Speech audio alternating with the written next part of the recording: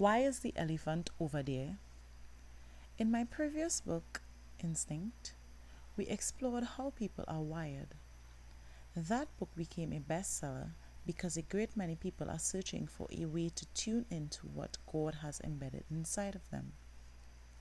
I shared my experience of being on an African safari, attended by a zoologist and a guide.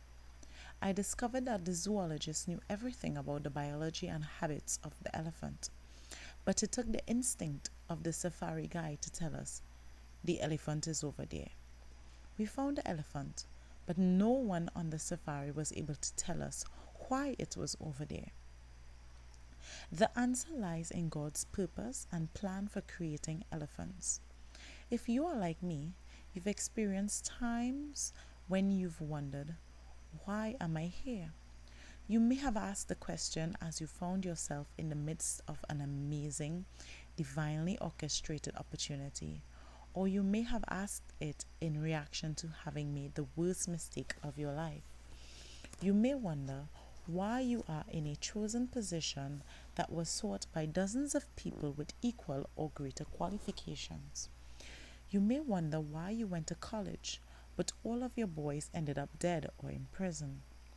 You may wonder why all of your goal-oriented friends have slowly pulled away from you, and now all of your time is spent around people who have no goals and don't want you to have any either.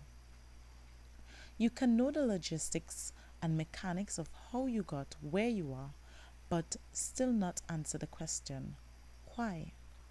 Without the why, you can never connect to purpose. Through purpose, you connect to destiny.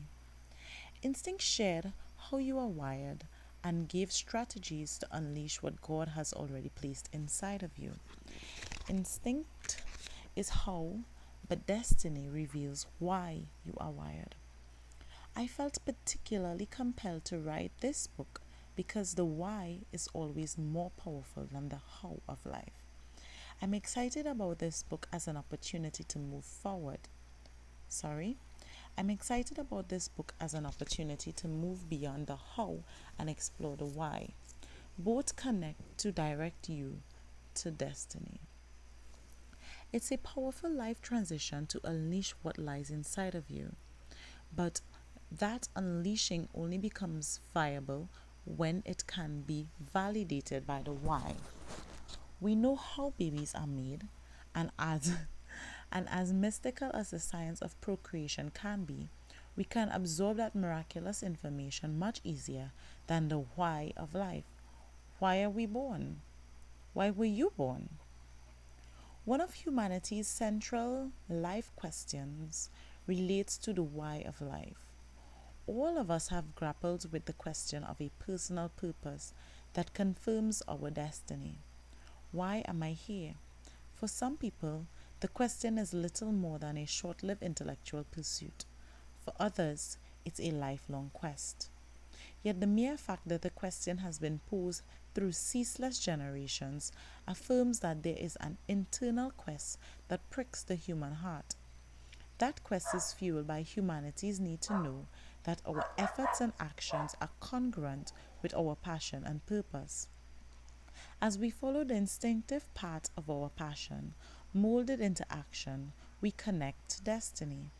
As we explore the path to destiny, we gain a barometer by which we may measure authentic purpose, otherwise known as success.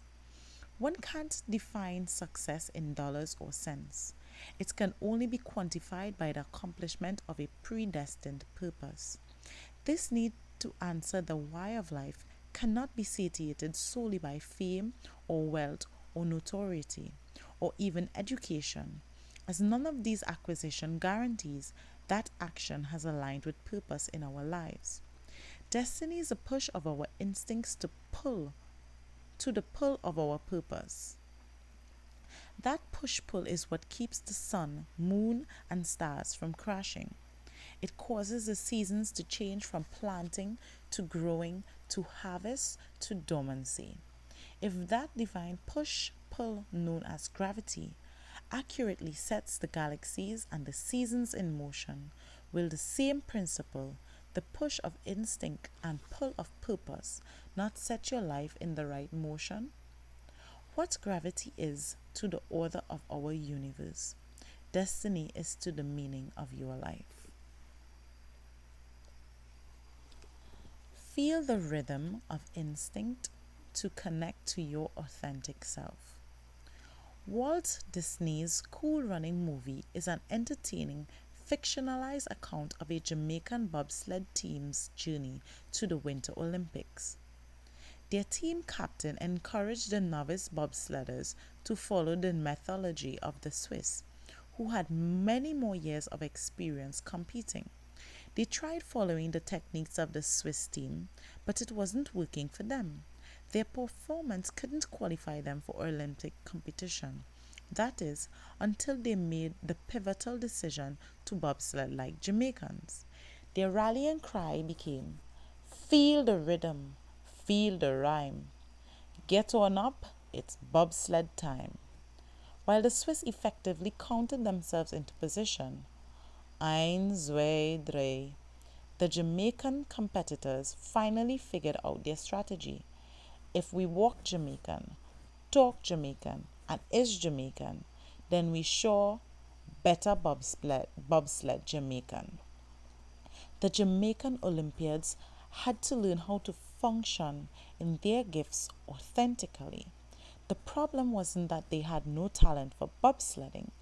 They weren't in touch with their instinct on the matter. In the same way, people must learn to live genuine lives that allow them to perform the life tasks that they are gifted to do. Barbara Streisand and Aretha Franklin are both music icons with tremendous talent. But what if you went to one of Barbara's rare performances and heard her singing and heard her trying to sing like the Queen of Soul? You'd know something was wrong. The performance would not ring authentic. Entertainers, scholars, preachers, and athletes alike all have admitted to being influenced by the skill and style of someone who came before them. Michael Jackson and Prince were clearly influenced by the performances of the godfather of soul, James Brown.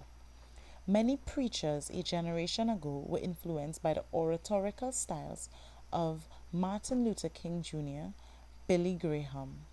Exposure to others who are good at what they do can be highly motivating and instructional. It helps us understand the manifestation of our own gifts. Observing others can help us set the bar of excellence high for ourselves. But there must be a point where one respects, admires, and learns from others, and then turn inwards to connect to his or her authentic expression of talent. Robert Frost and Maya Angelou were great poets, but each had a distinctive style. Your instinct will draw you to the unique expression of your gifts. You can prosper effectively only by drawing on what is authentically in you. The drawing process starts from your core. You can only be fruitful out of your understanding of and connection to what is in your core. In the movie Ray, as singer Ray Charles tries to establish a recording sound, he mimics the styles of his contemporaries until he hits upon a style that is uniquely his own. In real life, Charles was criticized for his innovations in music, but he carved out a new blend in music and found his authentic sound. It can be frightening to own your authentic self. What if other people don't approve of your authentic you? What if they criticize or make fun of who you really are? That's a painful prospect to consider, especially when disapproval or criticism comes from the people who mean the most to you. Are you prepared to brave the negative reactions, comments, criticism, and complaints that may arise from owning your authentic self? Can you handle it? Some people can't. They live without expressing the authenticity of what abides deep within them, because the approval of others is more important to them than self-approval. Those who live accordingly to what others expect or accept, because they do not have the courage to be the person their instinct draws forth from inside, are only existing. They really haven't learned how to live. Real life means discovering what God has placed inside you. God has invested a great deal in you, and for all the Creator has put in you, there is only one thing God wants to know. What will you do with what I gave you? God expects you to work excellence at the level given to you. As the late author, professor, and motivational speaker Leo Buscaglia explained it, your talent is God's gift to you. What you do with it is your gift back to God. Instinct must merge with purpose to find destiny. Instinct is that inherent aptitude or capacity to use your emergent God-given gifts effectively at the appointed time and place.